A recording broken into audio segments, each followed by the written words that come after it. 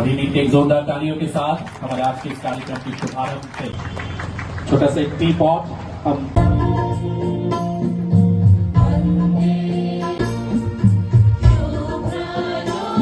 में अनुरोध कर रहा हूँ श्री सुभाष दत्ता टीसीएस हमारे टी पॉट्स और एसएनजी दीदी का पल के लिए। और जो सबसे आसान तरीका होता है वो होता है उस नेशनल फ्लैग को देखना। भारतवर्ष के नेशनल फ्लैग को तिरंगा बोलते हैं क्योंकि उसमें 3 कलर के इक्वल साइज के स्ट्राइप्स होते हैं। आप सभी लोगों को जैसा कि पता है, सबसे ऊपर वाला जो स्ट्राइप है वो सैफरन कलर का होता है और वो दिखाता है बलिदान की भावना।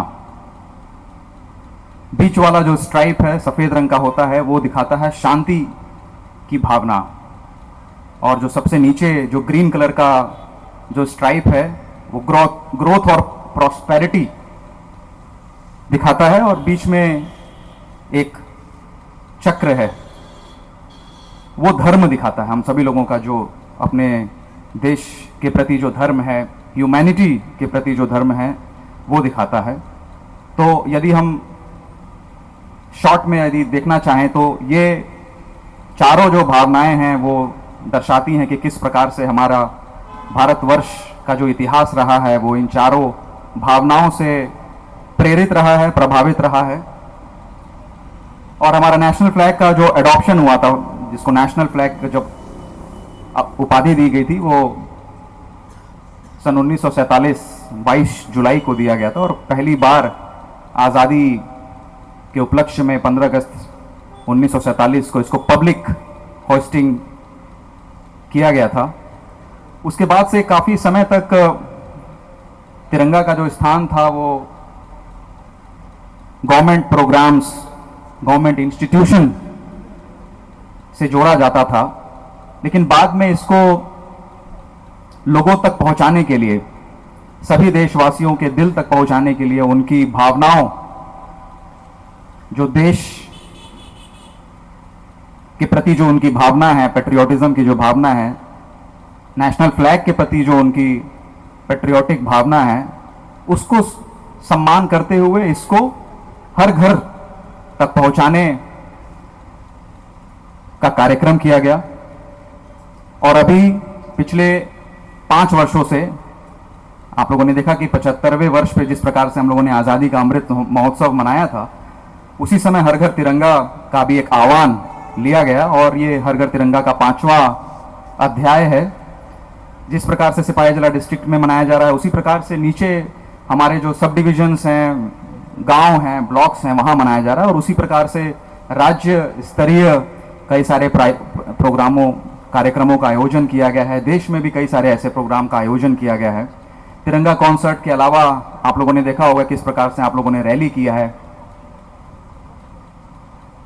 तो ये एक तरीका है जिससे कि हम लोग जो देश प्रेम की जो भावना है वो अपने अंदर जीवित रखें, अपने आप को तिरंगा के साथ जोड़ें। और यही नहीं, आने वाले वर्षों में जो हमारा नया जनरेशन है उसको भी पता होना चाहिए कि किस प्रकार से जो हमारे फ्रीडम फाइटर्स हैं, किस देश की उन्होंने कल्पना की थी जब उन्होंने इतना बड़ा बलिदान दिया था, तो किस प्रकार के देश की उन्होंने कल्पना की थी। तो वो चीज़ भी हम लोगों को आने वाले जनरेशन में बताने की ज़रूरत है। और ये जो देश प्रेम की जो भावना है, ये सिर्फ कार्यक्रमों में नहीं होना चाहिए, ये हर जगह आपके साथ होना चाहिए। आप ऑफिस में यदि काम कर रहे हैं तो भी ये आपके अंदर ये देश प्रेम की भावना होना चाहिए। किस प्रकार से आप अपने साथ के जो देशवासी हैं उनको किस प्रकार से आप उनकी मदद कर सकते हैं। बहुत सारे लोग यहाँ पर डीएम ऑफिस में आते हैं, दूर दराज इलाकों से आते हैं, गरीब लोग आते हैं,